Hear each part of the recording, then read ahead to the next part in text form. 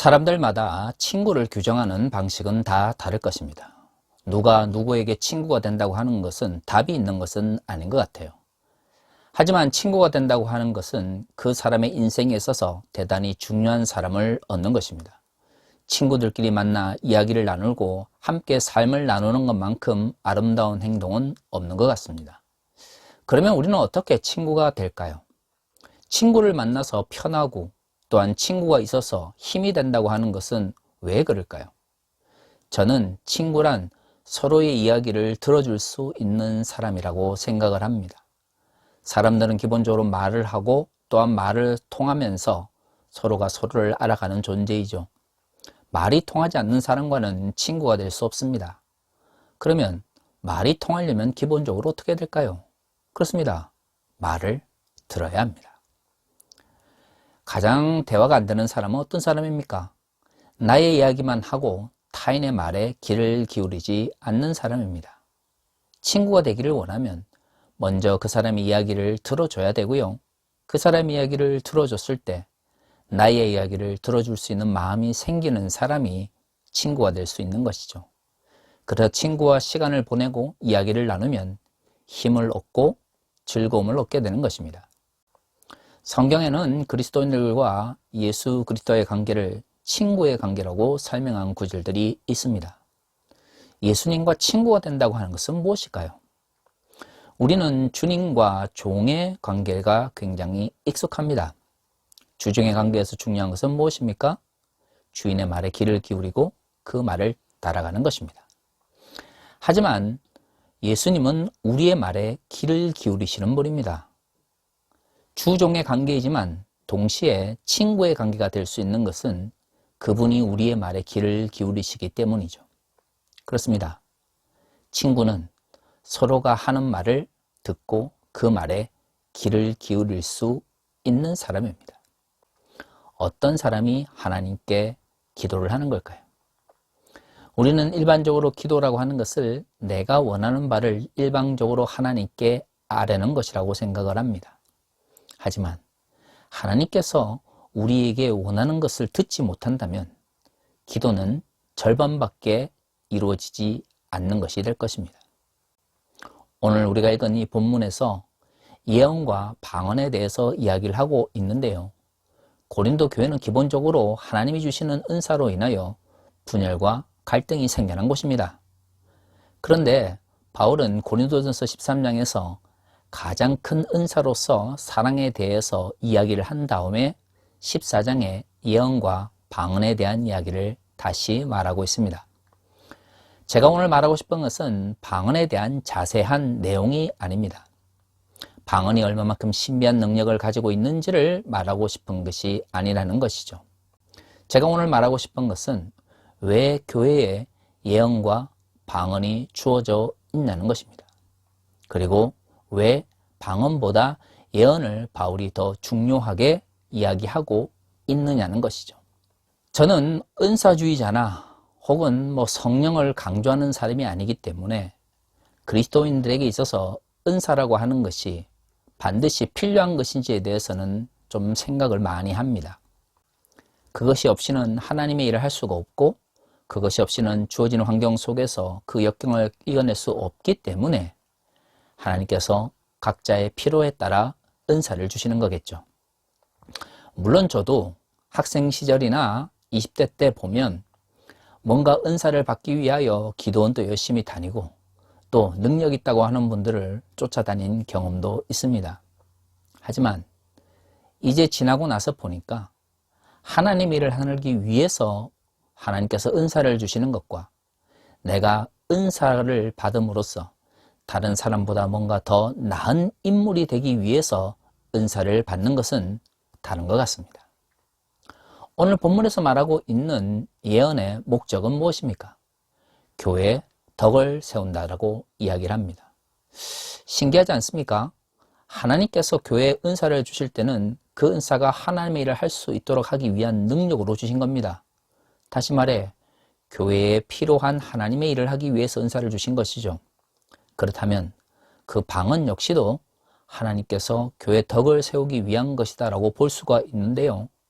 오늘 본문에서 바울은 특별히 방언보다 예언이 하나님의 교회에 덕을 세운다라고 이야기합니다. 오늘 우리가 읽은 본문의 말씀에서 방언은 신비한 것을 말하기 위한 목적으로 주어졌다고 합니다. 일반적으로 방언이라고 하는 것이 일상생활 속에서 터져 나왔던 것은 아닌 것 같습니다. 저는 2000년 전에 고린도 교회나 지금 한국 교회나 크게 다르지 않을 거라는 생각을 합니다.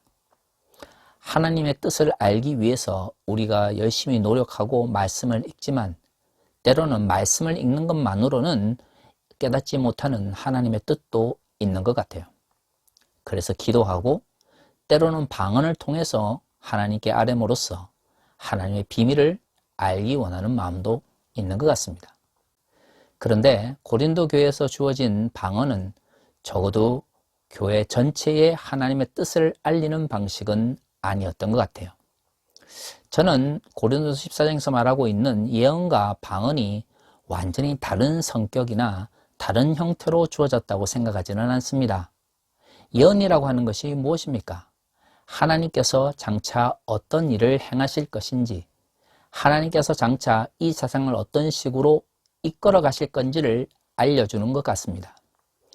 교회의 덕을 세우는 예언에 대해서 이야기를 하는 걸 봐서는 고린도서 14장에 등장하는 예언은 요한계시록이나 아니면 흔히 사람들이 예언가라고 말하는 방식으로 세계의 멸망이나 아니면 미래에 일어날 신비하고 놀라운 일들을 알리기 위한 것이 아니라 교회 공동체 내에서 예수 그리스도를 믿는 그리스도인들이 어떻게 하나님의 뜻대로 살아가야 되는지를 알려주는 역할을 했던 것 같습니다.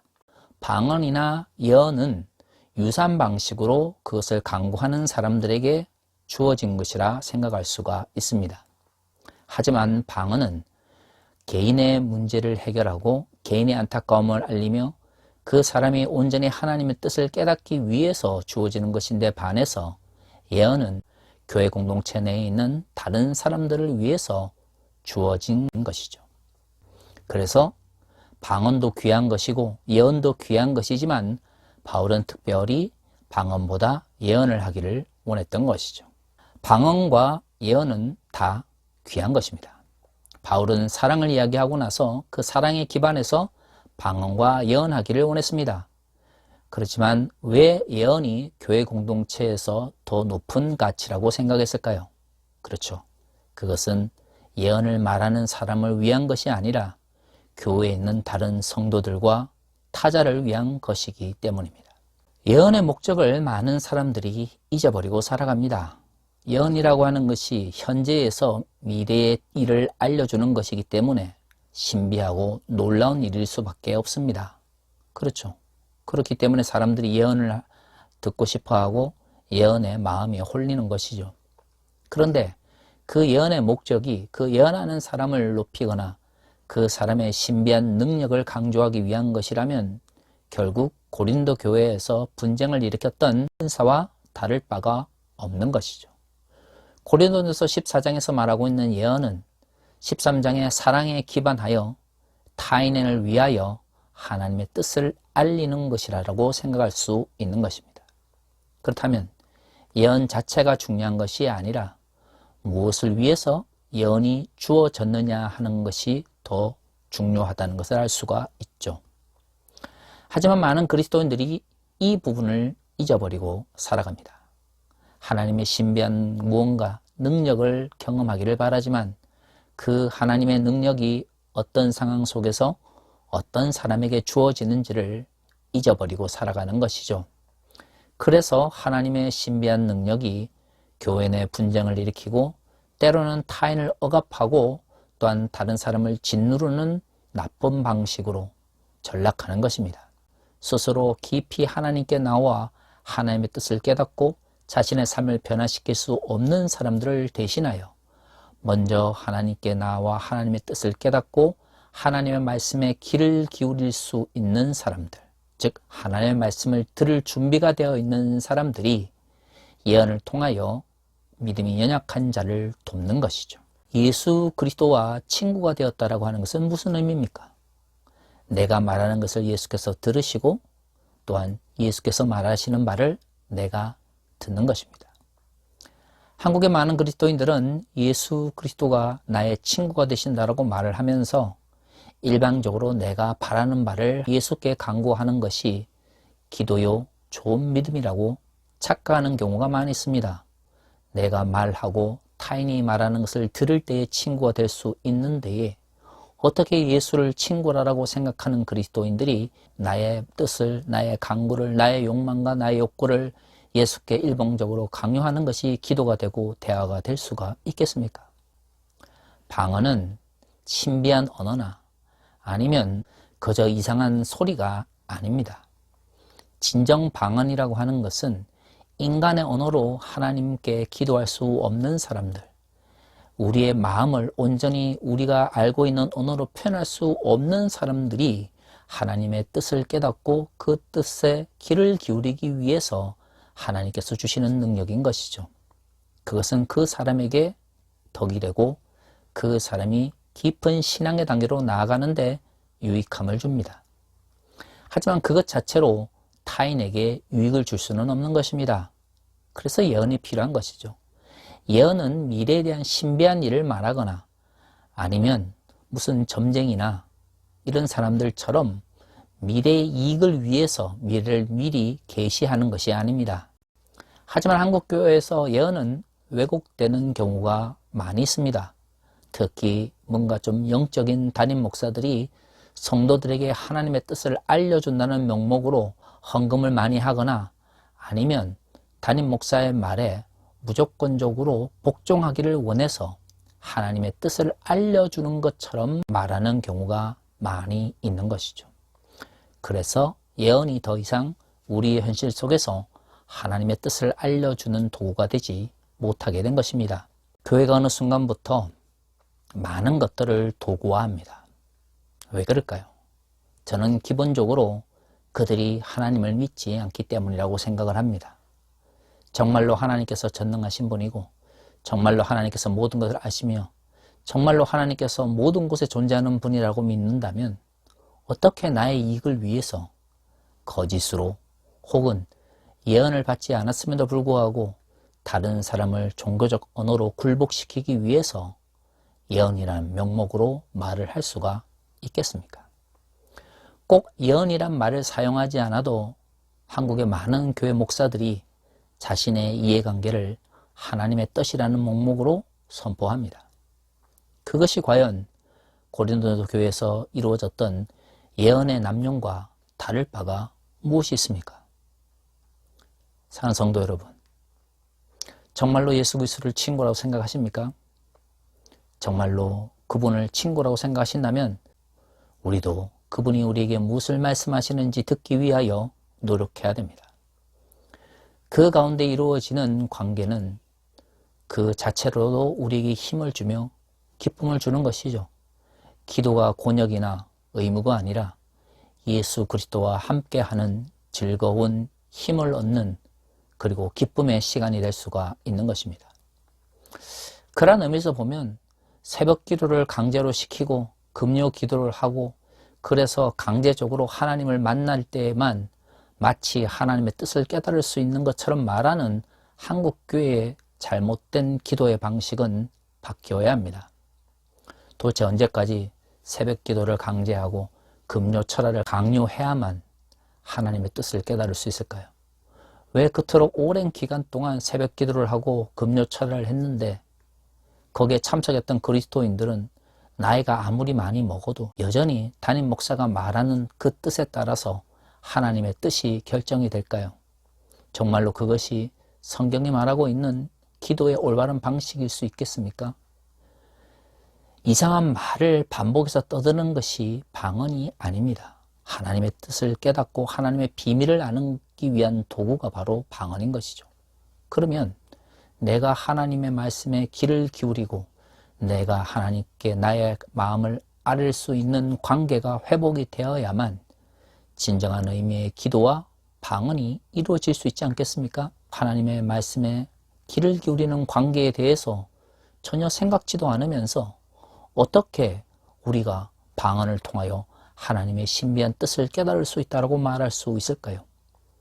그렇게 새벽 기도를 하고 철야 기도를 하면 과연 하나님의 뜻을 정말로 깨달을 수 있을까요? 그렇게 모여서 강요회에서 기도하는 시간보다 혼자 조용히 자신의 시간 속에서 하나님께 나의 마음을 아뢰고 주께서 나에게 무엇을 말씀하시는지 조용히 묵상하는 시간을 가져보는 것이 더 낫지 않겠습니까?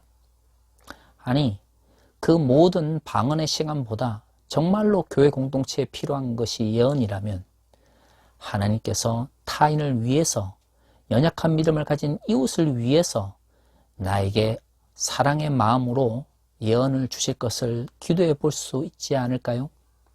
언제까지 예언이 신비한 능력을 가진 사람의 자랑거리나 아니면 타인을 조종하기 위한 도구로 남용되어야 하겠습니까? 복종에 의해서 이루어지는 기도가 아니라 사랑의 마음을 가지고 타인을 위하여 진정 하나님의 뜻을 깨닫기 위해서 기도하는 마음을 가져야 할 것입니다.